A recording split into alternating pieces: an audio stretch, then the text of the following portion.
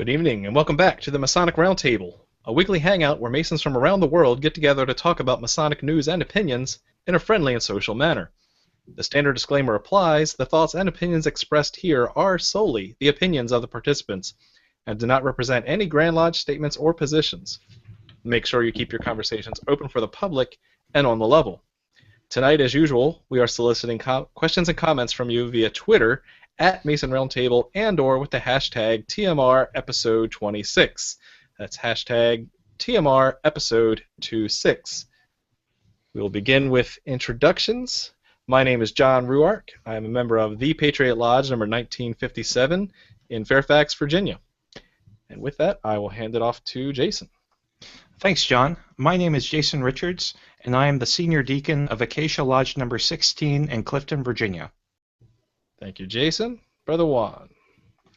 Good evening, brothers. My name is Juan Sepulveda. I am a member of Eola Lodge number 207 in Orlando, Florida, and I podcast at thewindingstairs.com. Great. Robert Johnson. Hey guys, Brother Robert Johnson from Waukegan Lodge number 70 in Waukegan, Illinois. I'm the senior warden there and host of Whence Came You Masonic Podcast. Excellent. Nick Johnson, are you live and on air?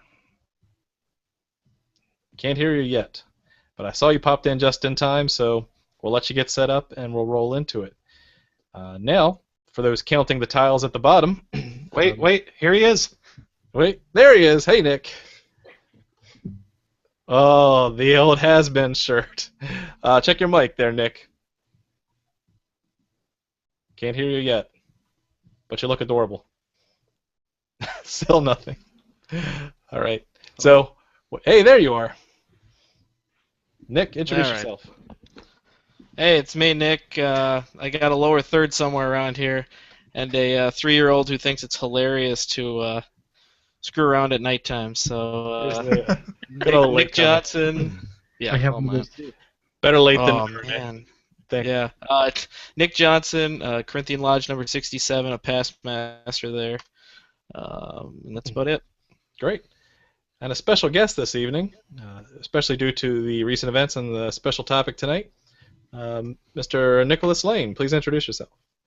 Hello, brethren. My name is Nicholas Lane. I am the Lodge Education Officer for Castle Island Virtual Lodge, Grand Lodge of Manitoba. I'm also the Junior Warden of the Grand Lodge of Canada in the Province of Ontario, Burlington Lodge number 165. Thank you, brethren, for inviting me tonight. Thank you very much for joining us, especially Glad to have you. on the late notice. So before we get into our special topic, we do have a couple items of Masonic news we wanted to discuss. Jason, did you want to start off with anything in particular? Yes.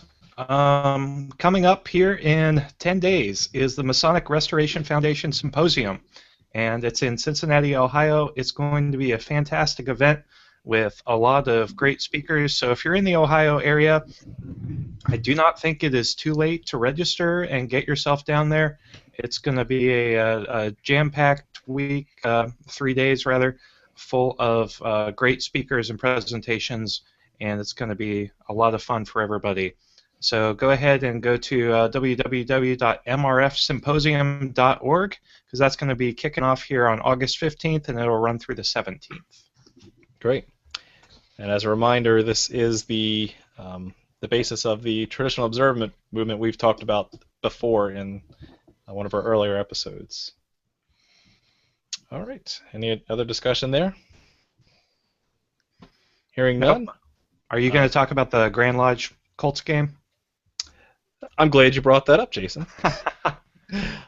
Because also in Masonic news is the Grand Lodge of Indiana Masonic Colts game, where apparently on August 23rd, so also this month, Grand Lodge of Indiana will be partnering with the Indianapolis Colts to celebrate Masonic Day at the Lucas Oil Stadium.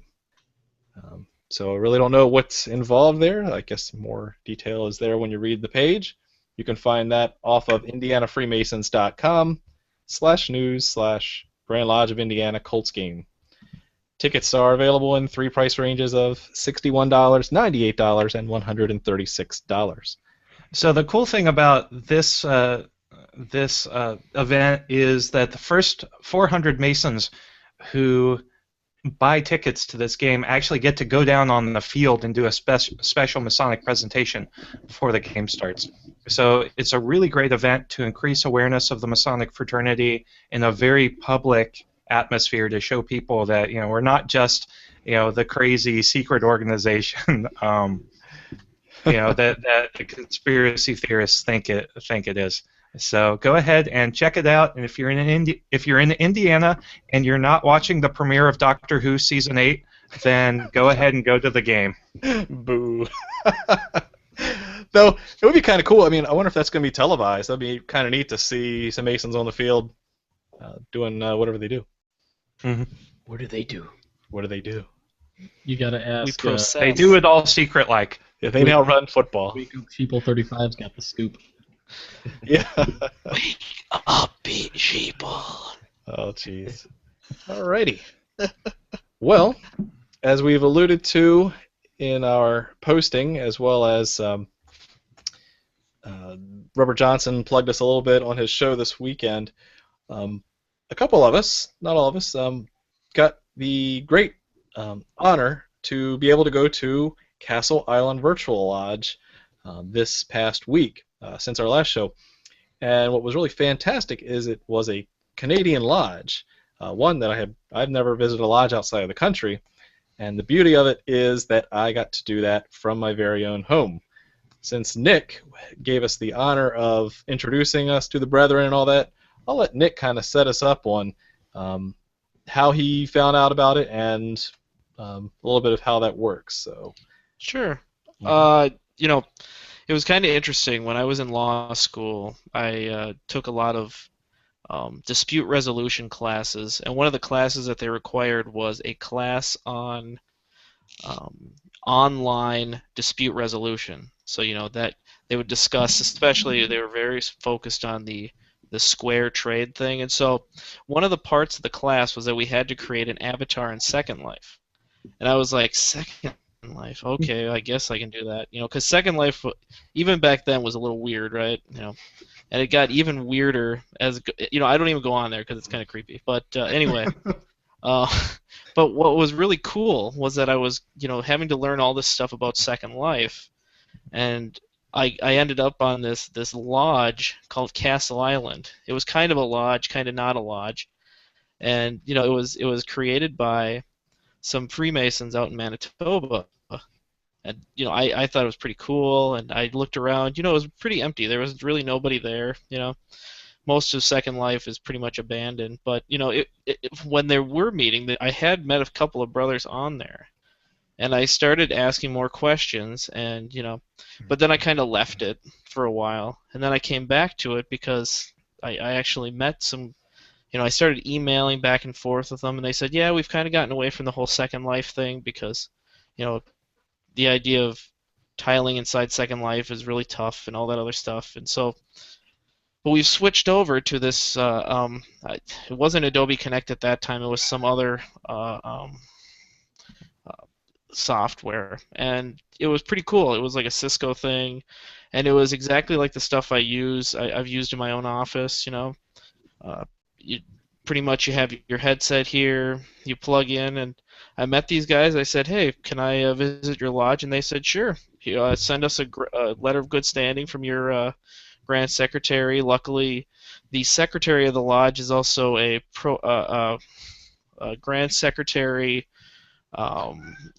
past Grand Secretary, who's a really good friend, I guess. And so, it was pretty easy. I sent him my letter of good standing, and it was a fantastic experience for me. Now, see, I remember you mentioning that in, what was episode 3 or 4 where we talked about technology in Masonry? It was 3. Yeah, 3, thank you. I knew someone would check. And I was, even back then, that just whole concept hurt my head. How in the world do you have a tiled lodge online? And so it just felt like a foreign concept. And so a lot of those questions started to get answered, and with that, I'll let the guy who didn't get to go, Robert Johnson, Oh, yeah. ask some of those questions I had, because now I'm biased and I've bought into this great concept. But before he starts, really what happened was we had the great opportunity for Nick, Juan, Jason, and myself all to attend Lodge and sit with Brother Nicholas there, and so he's going to help us answer the questions as well, especially being the junior warden and Lodge education officer. So with that, Robert, what questions do you have? You know, guys, I really have, when kind of compiling a lot of these questions, was like, what can I ask you guys that we wouldn't go off on super tangents with, right? Because we have a limited amount of time. And so I kind of whittled them down to the things that I want to know as a guy who didn't get to attend it. I mean, I'm really tech savvy, but what could it have been, right? Like, what were the questions I wanted? So the first one, I guess, is going to be for Nicholas. How do you charter an internet lodge? I mean, I know you guys are under, in Manitoba. So how do you charter an internet lodge? Like, how do you sell that to a Grand Lodge?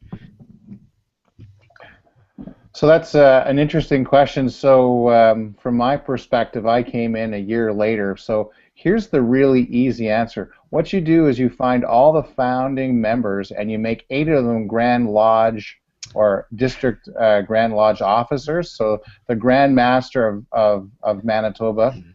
So you mentioned our secretary, C. Ray Haldane Wilson. He would be a past Grand Master. Steve Kane, who's our secretary, is a past Grand Master. So you, the presiding master before him, Dave Love, who's now passed to the Grand Lodge above, he was also a Grand Master. So Shabu, who's the senior warden, was the past Grand Master of Manitoba 2 years before. So really, it's quite easy if you just stack the deck with 6 or 7 good past Grand Masters, and you all get in a room and away you go. That's awesome. So that really wasn't the tough challenge. It was other things, and I'll let you ask your questions. So the easy answer is you have a bunch of forward-thinking Manitoba Grand Masters. You find 12 or 14 different men to start it off.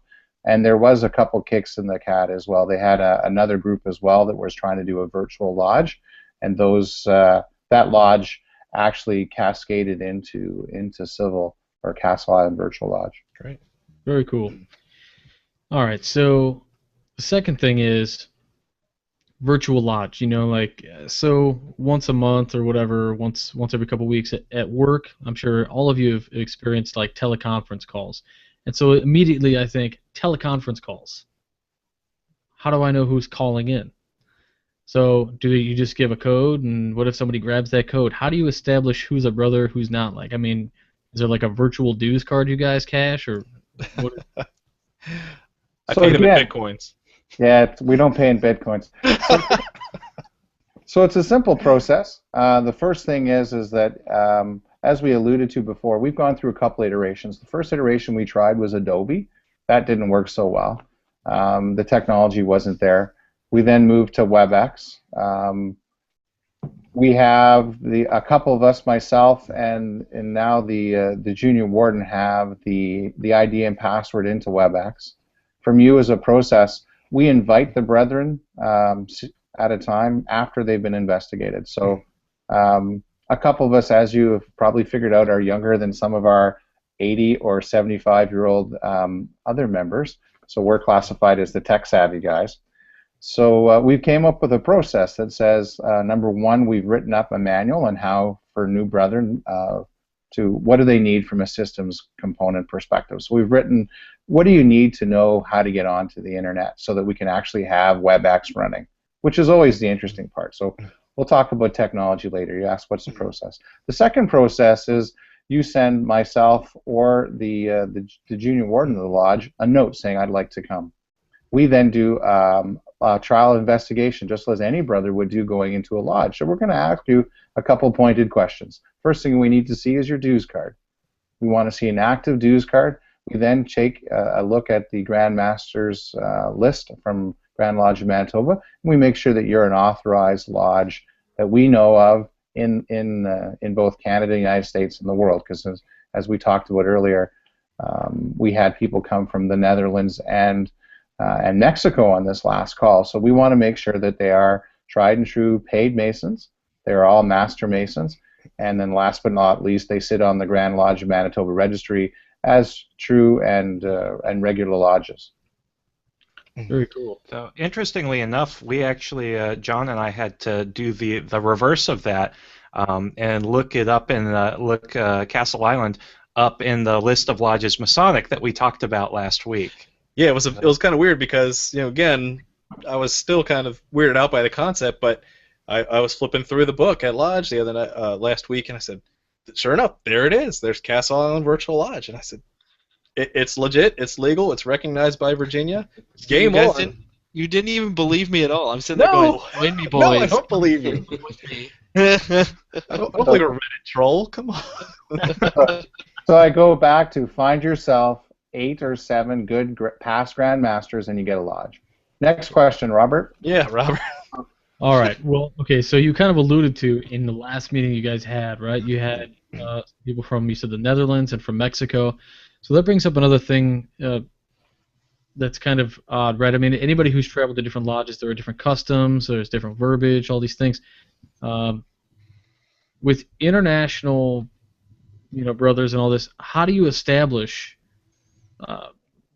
what standards are for any of your ritual? I mean, do you guys kind of mix and match things, or is it all Canadian ritual? How does that work? So, great question, Robert. I think it's a pretty easy answer. We're all from Manitoba originally, so we just do our own work. But, all serious aside, so we're standardizing on the Canadian work as it comes from Manitoba. As I indicated earlier, I belong to the Grand Lodge of Canada in the province of Ontario. Even my work between one province to the next, similar to myself and yourselves in the United States, have different work. Right. So we open in the Manitoba work, and the mute button is a wonderful thing. Yes, indeed. So seriously, we open in the entered apprentice in the Manitoba work. We conduct business, and then we move through like any open lodge that you would normally see in proceedings. So just for clarification, Nicholas, you are considered more of an educational lodge, vice one that does degree work and that kind of thing. Will you talk a little bit about that? Correct. So the whole premise of Castle Island Lodge, and the reason I joined, is John, as you indicated, we're an educational lodge. So there is no degree work done. We will go up and down in the 3 degrees as required, but realistically, there is no requirement for lectures or work being done. It's purely from educational perspective. Another thing to note is we meet 5 times a year as a regular tiled lodge, and because some of our brethren are coming from different locales, we're actually doing on the level meetings as well, which we could talk about later. But I'll go back to some of your other questions, Robert. Very cool, very cool. So that was going to be one of my next questions was, do you do degree work? So no, you primarily education. Yeah, that's cool. Yes. So I guess the next one is really for Nick, Jason, John, and Juan. What was the experience like being on an internet lodge? How do you? I mean, do you stand by the door and tile your door? Well, for me, it was very easy because I record out of my art studio, and it is tiled by an angry Puerto Rican. So, it's like nobody comes in the studio without permission. So, my family knew that I was going to be here. It was a little earlier than we actually record the Masonic Roundtable. So I had to be very explicit as to no peeking through the windows, no opening doors or anything. So, and they respected that. Yep. You better have. Yeah. I kind of liken the experience quite a bit to the experience I have every night doing the Masonic Roundtable show, because you get into the lodge and you're there video conferencing with a bunch of brethren, and it's like a regular lodge meeting. And then afterward, one of the really cool things they do is they leave the conference open for a period of time just for people to talk about whatever and get in the Masonic fellowship aspect of the lodge meeting. Hey, And you're stealing my thunder. You're not supposed to be talking about that. well, actually, forget what I just said. Can you go back and unrecord that part? Yeah, right. Yeah, we'll delete it out in post-processing. But it's a really cool concept. I will say it was really weird being in a tiled lodge like in my house. Yeah, I gotta say that, unlike this in the Masonic Roundtable, I live in a split level house, so right now I'm downstairs in my basement, and my wife is right upstairs watching TV, so she can hear this conversation and kind of gets one earful. I couldn't do that for this because it was a tiled lodge, and so I wanted to tile my own surroundings. So in which case I then proceeded to take my laptop upstairs into the bedroom, lock the door, so I was responsible for tiling my own surroundings. Also, somewhat differently, because I knew it was going to be a tiled lodge, I actually wore my Masonic apron. I think it's kind of left, I believe, Nicholas, to each brother to decide if he wishes to do that. But for me, you don't go to lodge without an apron. So even though it's very similar to what we're doing here, this is not a tiled lodge, and that was. So to me, I had to give it the proper due. Sure. I didn't wear an apron. Oh, I'm a horrible person. I'm so ashamed. You're not See, alone. have you ever seen Tron? That's what it felt like to me.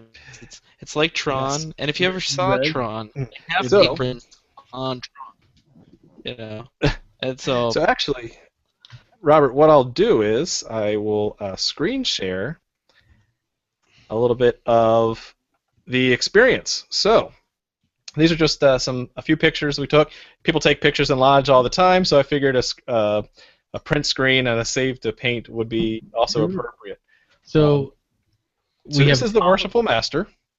He has a collar on even. This is awesome. Yeah, so this was the Worshipful Master, and he led and directed everything. Do you want to remind me of his name, Brother Nicholas? It's Worshipful Brother Jake Mullins. Right Worshipful, actually. Oh, excellent. So, and So he... people who are actually listening to this on iTunes, I would recommend you check out the video, but John is screen sharing some pictures from the actual online meeting, and the Worshipful Master actually has the jewels on and everything from his home or wherever he is in an office somewhere. Yeah. And then also, here's the next picture that I took of Brother Nicholas, who was giving the educational presentation that night. And the great part is, because this is designed for business collaboration, this platform, it was great because when he gave his topic, his educational piece, in traditional lodge, we back in episode 3 we talked about technology and having more visuals and more PowerPoint, and how even in our lodge you got to set up the screen and get the projector working, and you have 3 people telling you how to turn it on. And here he just shared his screen, and we got to see his presentation as he saw it on his screen. So there was no fuss, no muss, very clear. He progressed through very easily, and as he was just informed that he is his own little picture-in-picture up there, and I'm actually picture-in-picture-in-picture up there as well. that's like Inception. Whoa. Sonic Inception. Awesome. It's all connected, man. We need to go deeper. So this is the general conversational, like the lodge room, if you were, and each brother, when he was talking, would switch over very much like Google Hangouts. The protocol, instead of everyone jumping in and talking at once, that I quickly learned is that because you can see the thumbnails at the bottom, your brethren would raise their hand and wait to be called on out of respect of whoever's talking, so we didn't talk over each other. The other thing I want to add is that this brother was joining us from Italy, while the Roundtable brethren were from the States. We had Canada, Mexico as well represented, and even Netherlands. The Netherlands. So, which was very, very early in the Netherlands for him to have that commitment to come to lodge to join us. So that's a little bit what the interface looked like, the platform. You can see the the brethren shuffling and talking on the bottom. But it worked out very well, especially as comfortable as we are with the Google Hangouts platform. It was like second nature, but just with a little bit more, I don't know, professionalism, a little bit more, tiling your surroundings, that kind of thing.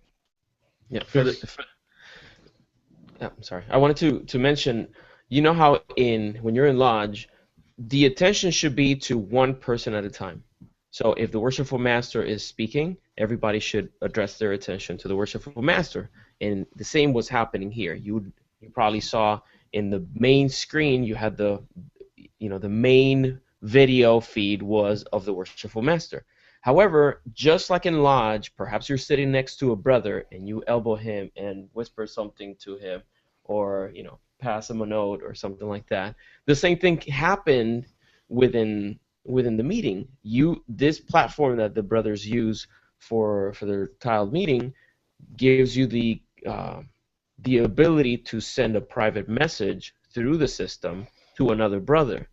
So if you had a question for a brother, or if a brother forgot some words or the name of an event or the date, you could, without interrupting, you could have sent them a private message with all that information, which I thought was great. It was very discreet. It was even less intrusive than some of the chit chat that goes in That's true. a regular lodge. Another cool thing about that one, the idea of focusing your attention on the person who has the floor. The great thing about the WebEx platform is that it does that for you, because it automatically focuses on the person whose microphone is active. Now that creates some problems when brothers don't mute their microphones, but for the most part, it's a really good way to focus your attention on what's actually going on instead of your surroundings. Cool. So, Nick, how many times have you actually been to Civil? I think that's my third time, and truth be told, I've been thinking about joining Civil on a few occasions, and so keep that open, Brother Nicholas, because it might happen one day. What's one more membership? Will that be before or after you join the shrine, Nick? Yeah. Ooh, good question. Of course, now I have to say everything I said about dual membership in the last episode. Out the I'm window. just gonna throw that out the window. It doesn't count. Nice. Nicholas, anything you want to add that we may have missed, or any other insights that you wish to provide the curious friends and brethren we have watching tonight? I think the only insight I would add is that for those of you who want to join and you want to participate, just send us an email. The more the merrier. From an insight perspective, you're thinking about starting your own process. We at Civil pay for a process of 365 days a year, 24 hours a day. If you have something in your jurisdiction that you'd like to use, and you would like a medium like that, please contact myself or the junior warden. We'd be more than happy to assist in your processes to aid in your technology needs. There's no requirement for us to add more. One of the questions you didn't ask was, so how many men can you have at a meeting? Anybody guess? As Robert? many as the platform allows? Correct. Wow, you're a smart guy. So today It's like I've been to the lodge. Yeah, smarty pants. So the answer is 25 today. If we want to, and let's say half of the Grand Lodge of Virginia all wanted to come in one day, we could actually burst up with a cost of $40 for a month, up to 100 users. So the platform is quite scalable. The only problem you would have is you'd have to probably change the moderator process. So as you said, we've tried to, we've done a couple of things. One thing we said to our membership is try not to be at home when you're there where people can walk by you. The second thing you need is, what do you want to wear? So yes, you're going to be wearing a business suit. You saw us all with our collars on and the master, so you are presenting yourself to go to lodge. Do you want to wear your apron? I would say you can't feel like see it past the shoulders. So unless you want to take your apron and put it above your head and show you you're wearing it, maybe we'll do that one day. But it's difficult, and we have those. We've tried to really do is change the end user. Okay, Nicholas, you may So be. like anything else, as you said, trying to start on time. We have some other little glitches that we've worked through. Putting together the user's guide was also good as well. Okay. That was kind of the only ones I can think of. So, like, other than that, come and join, and if there's Thanks, Robert. So, Nicholas, okay. quick question for you. Let's say when Nick Johnson actually told us about the Civil Lodge, at my lodge, Waukegan 78, I'm on an events committee as well. Mm-hmm. And I had mentioned that there was an internet lodge, and everybody in my lodge said, well, how can we visit? Ooh. And I said, well, I'll find out. So my initial thought was, well, we've got a projector, we've got a computer, we could project the meeting up on the projector in our lodge room, and we would all just sit there in front of one computer and watch you on a screen 47 inches wide. Is that something we can do? Yes, it is. So to take that to a point, one of the discussion points we had at our last meeting is, what can a lodge do to preside and bring it into more brethren? So even in the Grand Lodge of Manitoba, a couple of us built a PC. The first thing we did is we said, okay, what do you need? Well, you need at least a Windows 7, at worst XP box. We purchased a wide-angle USB camera so that now we could get the room and all the brethren in it. We've tried with both boom mics and non-boom mics. It's challenging, so you'd probably want to have, at least a speaker system attached to that PC, because if you're in a lodge room, and we know how large they are, and they're usually wooden, they're not very good for amplifying if you put yourself on a podium and then project that way. So I would suggest you can do one of two ways. We've tried the projecting in Open Lodge, and it's worked quite effectively. The other problem you have is bandwidth. So, as we all know, as we sit here at home with all of our bandwidth, we're probably fighting with our family with. Generally, most of our lodges are not Wi-Fi connected, unless you have a Starbucks in the close proximity to your lodge. That seems to be somewhat prohibitive. So, for a good end user experience, I think you want to do a couple of things. Make sure you've done the speed test as we've shown in our manual, and also just make sure that you have the audio-visual equipment open to that. And last but not least, many of us have boardrooms and things like that where we work. I would suggest maybe you find yourself a nice 50-inch LCD screen with a half-decent system, and away you go from that respect. So I know that's what we've tried to do. And then last but not least, if for the brethren that have a good place to work, invite a couple of your friends to, and then work it that way. So there's more than one way to go through that. Did that answer your question about the hardware and how to make it work in an Open Lodge? Absolutely, absolutely. I found it. You hit all the points, so thank you very much. That's great. Hey, Jason, what are they saying on Facebook? Okay, we've got some good conversations going, as per usual. A lot of the questions, though, seem to center on fellowship. And okay, you go to lodge for the fellowship, for the camaraderie, for the brotherhood, not the esoterics. I mean, what? What? So, so their question, the question of several of the brethren is, how do you implement and inject fellowship into a virtual lodge environment? So I think the answer that we've done it, and I'm the acting junior warden in my regular lodge, is pretty simple. So all of our proceedings are opened and closed, and during the opening and closing, all of, for a posterity perspective, is recorded, similar to what you guys are doing here today. Once the meeting is ended, the webmaster then shuts down, and then we open the floor up for communication. The process of communicating through hand gestures is generally stopped, because now you're trying to have open conversations, and you don't need to necessarily have your addressing the worshipful master.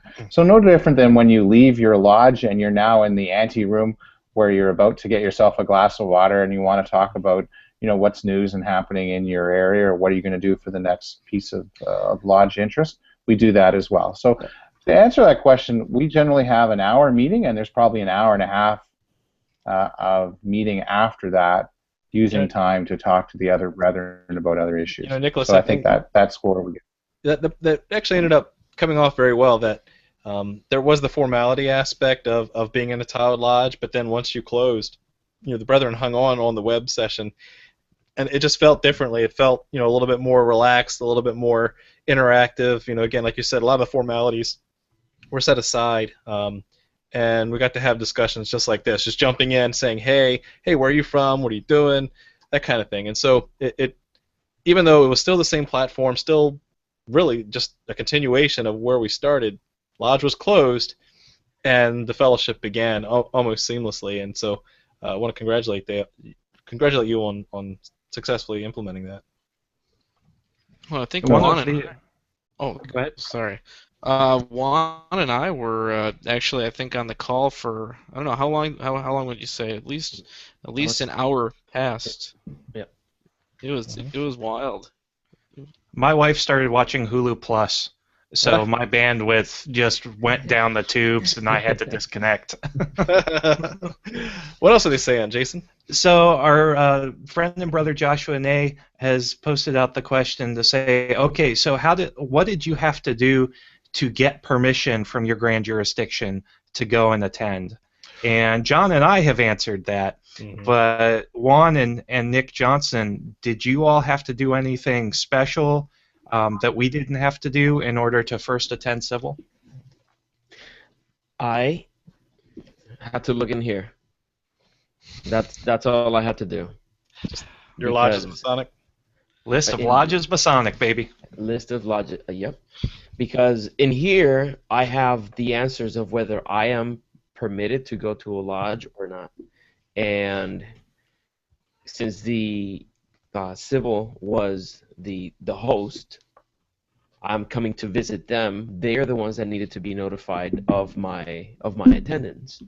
So I didn't have to do anything additional within my district, but I did go here, and when maybe a month or two ago, we were invited to one of the meetings, and I couldn't go, but I just had gotten this book, and I went to see, and to my surprise, oh wow, it is a legit. Nick wasn't lying. Nick wasn't lying. Honestly, you guys make me feel so good, I trust you. But we have complete and utter faith in you, despite your Reddit activities. Yeah. I bought it. That's why I have a special account. I'm not even going to tell you what it is for other activities on there. Sheeple. Become Sheeple 35. With my actual. Oh. No, sorry. go ahead, please. With when I had to first start, because they were still getting used to the whole what is civil. I visited the first time when they were still just kind of figuring out how the whole thing would work. One thing, I'm going to interject, Nick. We've used that acronym the whole show, and we really never described it. Civil. And it took me a while to figure out, what does civil stand for? Sure. Castle Virtual Lodge. Castle Island Virtual Lodge, as written on Nicholas's lower third there. Yeah. And it was CIVO. And if I remember correctly, Nicholas, it was because the island that was on Second Life was called Castle Island. Okay. Yeah. And anyway, so they were still trying to figure out how do we have you checked out, and so I sent a copy of my dues card. I had the Grand Secretary from here send a letter of good standing or a letter of introduction, which they're very common to use in foreign jurisdictions. If you're going somewhere, if you're an American Mason and you're going into a foreign jurisdiction, one that's not even within the boundaries of the United States, most Grand Lodges require a letter of introduction to be sent, so that they know full, they already have a double stamp. And so that's what I had a letter sent up, my dues card was sent, and But after that, it was seamless. I mean, it was Great. here's the way to get in, the manual. And the second time I visited, the manual that you guys have created, it really helped me out. I figured it out, and Great. I mean, it's just seamless. It's perfect. Okay, Jason. The last comment we have on the social media tonight really deals with, okay, how do you tread the balance between virtual lodge and face-to-face interaction? Because everybody knows face-to-face interaction is something that's hard to replicate. So they can see that this is a tool to use, but some people are hesitant to actually have a lodge that they're a member of be a purely virtual lodge. And the one thing that I think about that is, and Brother Nicholas can talk a little bit more about this, the really cool thing that I noticed about Castle Island last week was the fact that the brethren who were even the officers in the lodge were separated by vast spatial differences. So it's out of Manitoba, but Brother Nicholas is in Ontario. So it's like teleconferencing with and going to lodge with your good friends who have moved away. And to me, I think that's just as good as face-to-face interaction.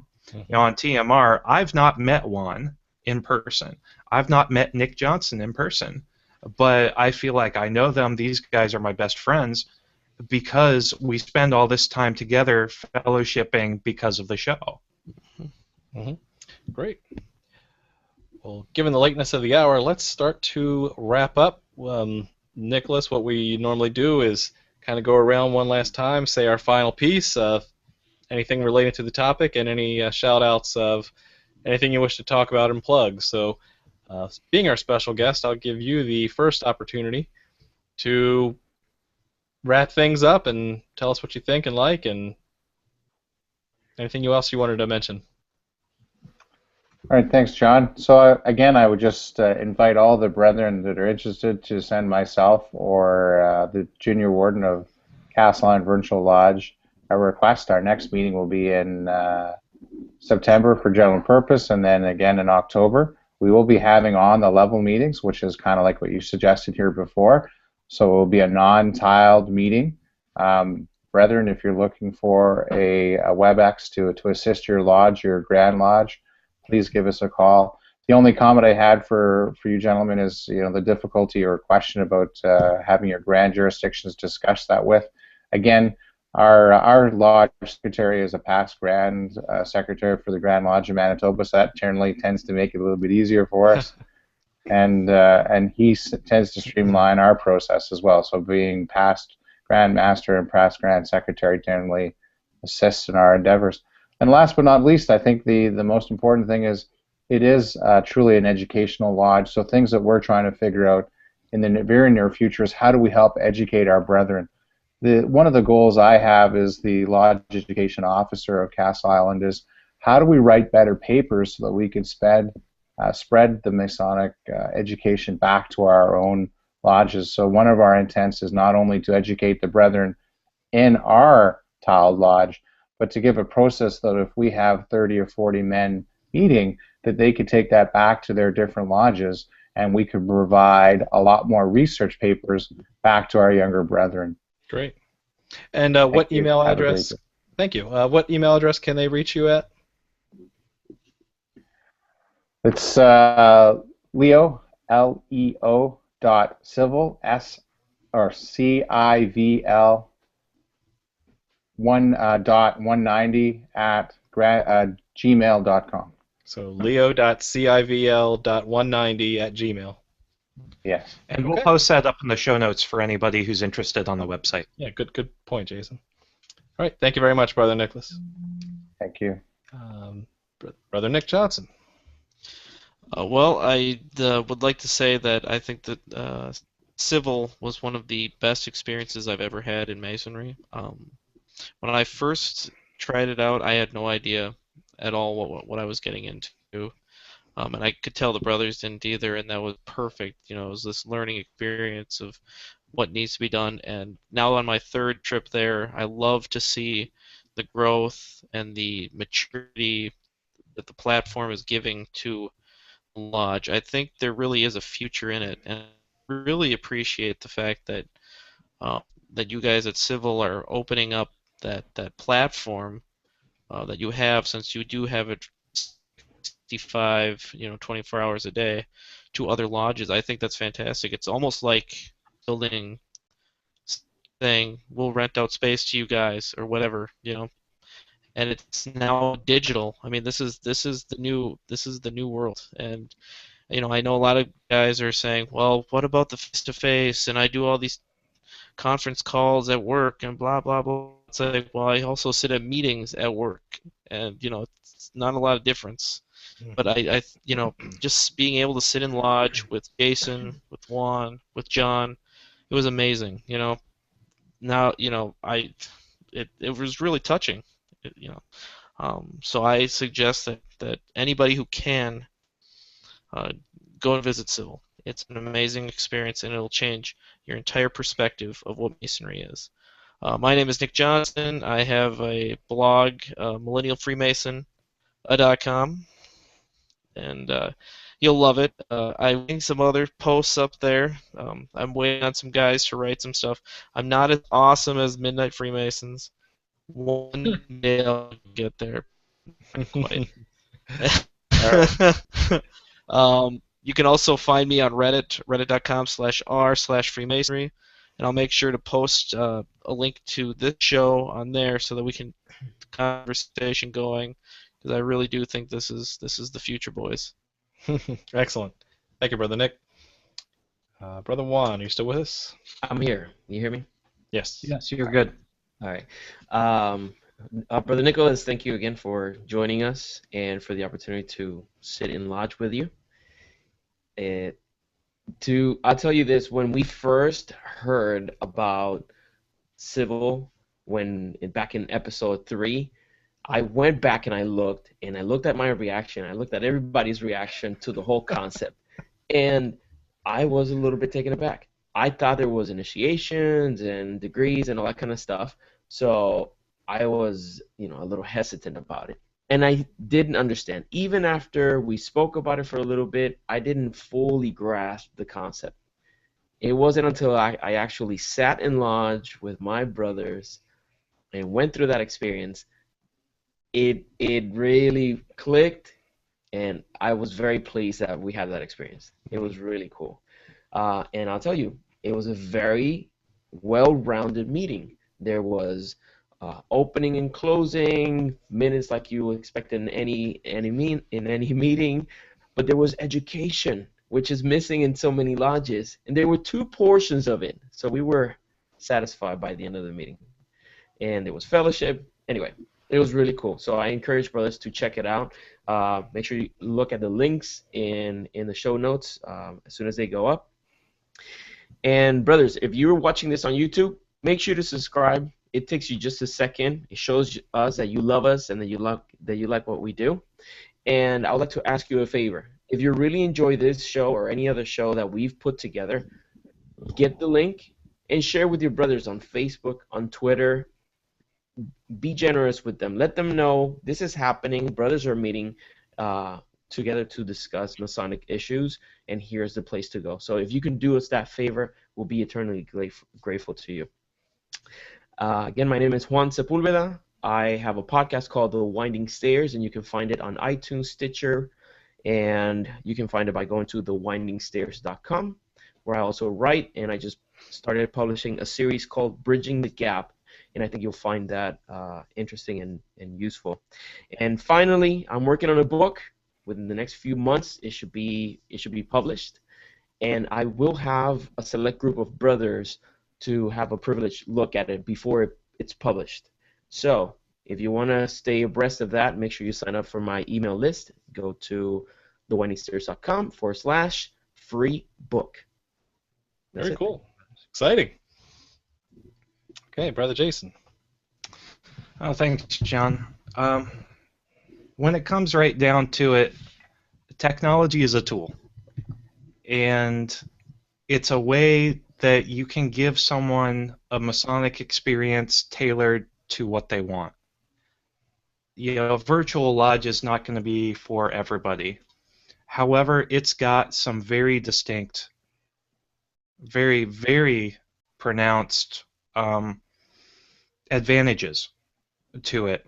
Specifically, where I see virtual lodges going is I see this as the next step in the concept of Freemasonry universal. Masonic meetings that transcend borders and transcend boundaries. And when you talk about having brethren from 4 different countries, 5 different countries in lodge together from their own respective countries, you get a mix of people that you won't find anywhere else. And to me, that diversity is phenomenal, and it helps make us the great fraternity that we are today. So yeah, it's not for everybody, and some people may really like the face-to-face interaction, but I think virtual lodges are a great idea, especially since we have the security aspect and the tiling aspect down. Yes, it puts a little bit more of an impetus on the individual brother attending the meeting to tile, his own surroundings, but to me that's not really a big deal. You just find a quiet room and there you go.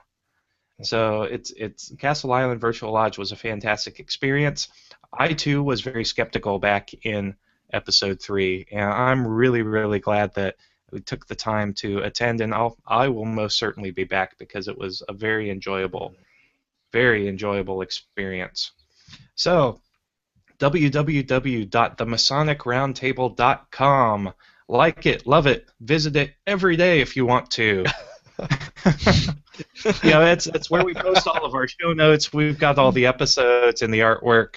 Go ahead and take a look. We'll post some show notes in a couple days for this episode with a little bit more information about Castle Island Virtual Lodge. One of our brothers, Richard Ingham, actually tweeted us on Twitter within the past couple of minutes that he first read about Civil on the Worshipful Master, Brother Jake's blog, The Northern Freemason. So we'll post a link up to that and make sure that you all are in the know on that. Go ahead, if you're checking out blogs on our website, go ahead and check out my blog. It's called The 2-Foot Ruler, Masonry in Plain Language. You can actually get the link right there. I just put up a new post about the Allied Masonic degrees within the past couple days. So let me know if it's interesting. Let me know if it's not. And thank you so much for the likes, the links, the comments, the great conversation on Facebook, everything. It really helps us get going, and we use it in the show, and we absolutely love you for it. So with that, I will say thank you so much. I'll see you next week, and back to you, John and or Robert. All right, Robert Johnson. Hey guys, just want to again say thanks to Nicholas for coming out and answering the questions. And even though that I couldn't be at the meeting at Civil, I certainly hope to attend one of your next meetings, whether it's an official meeting or one of your fellowship gatherings on the level meetings. Again, the first time I had actually heard about a virtual lodge was a friend of mine she was a girl that was in college, and through her school she had to be on Second Life. She said, "Oh, you got to check it out." So I was like, "Oh, whatever." For assignment, we checked out. You had to get on Second Life, and I ran across Castle Island Lodge, and I said, "What a weird thing! Is it a real lodge or whatever?" I didn't know anything about it, and so here I am searching the internet, and what post do I come across? Brother Nick Johnson on the Millennial Freemasons post about Civil. And that was my first time I ever actually saw his blog. It's fantastic, and you guys really should check it out. Anyway, it's blossomed into a huge thing. I really think they got a great thing going on, and I would encourage anybody to check it out. Like I said, I know I'm going to. To echo what Brother Juan has said, share this show with everybody you know. I joke that every Monday, Wednesdays, and Fridays, I pretty much Masonic spam everybody, trying to get articles and things out there that are really cool. Jason has got some really good stuff going on the 2-Foot Ruler, MillennialFreemason.com. If you like that kind of stuff, also there is the Midnight Freemasons. We publish on Mondays, Wednesdays, and Fridays. And if you like Masonic podcasts, then check out also the Whence Came You show, which is wcypodcast.com. It's also on iTunes and everything. Other than that, I just want to say thanks again for letting me be the guy to ask you all the questions, because now I know what I want to know, and hopefully everybody listening, watching, I mirrored maybe some of your thoughts, and we got to get to the bottom of some of the questions you may have had. So thanks again. Great. Very quick, may I? Yes. Before we go, if brothers have heard of Bitcoin and they want to know what the relationship between Freemasonry and Bitcoin is, check out the MasonicRoundtable.com. You're not going to be disappointed. Thanks for the plug, Juan. It's John Ruark's inaugural blog post. Hey. So we've got him on the blog train too. Yeah. Well, Our especially with all the Bitcoin expert. downvotes on Reddit that you got too from them. It was beautiful. Dude. I loved it. You're not special unless you're downvoted. Yep. Yep. No, so just my musings. I love technology, so of course I have to relate it to the fraternity, which is a good segue into my final thoughts. So yeah, Bitcoin. I mean, hey, let's start an internet lodge. Dues paid with Bitcoin. Everybody's all connected. That'd be great. But in all seriousness, the experience was fantastic. I want to thank the hospitality of Castle Island Virtual Lodge for hosting us. Another benefit of this is that I can now call every one of the panelists on the show a brother. I have sat in lodge, albeit some virtually, with everyone here. Before, I just knew them as friends. Now I know them with legal Masonic information that they are brothers. And so that even adds an extra to the experience, because I can now call these guys brothers with that experience. Definitely, we haven't mentioned it in a while, support your Grand Lodge charities. Also, if you like the show, support the show by going to www.theMasonicRoundtable.com and buy a pin, pay in Bitcoin, PayPal, just to help us out. And I also wanted to mention that just a special thank you to the other panelists. This has been an amazing journey. We've been doing this for over 6 months now. Each of you, as Jason alluded to, has now become such a great friend, and you guys were internet celebrities to me before we started because of things, Google searches and coming across you guys. So I definitely wanted to extend a personal, heartfelt thank you for joining us on this journey. With that, again, back to the topic, the Castle Island Virtual Lodge. Check it out. I thoroughly enjoyed it and recommend it, and I will definitely be joining again in the future. With that, thank you all very much for watching, and keep searching for more light. Have a good night.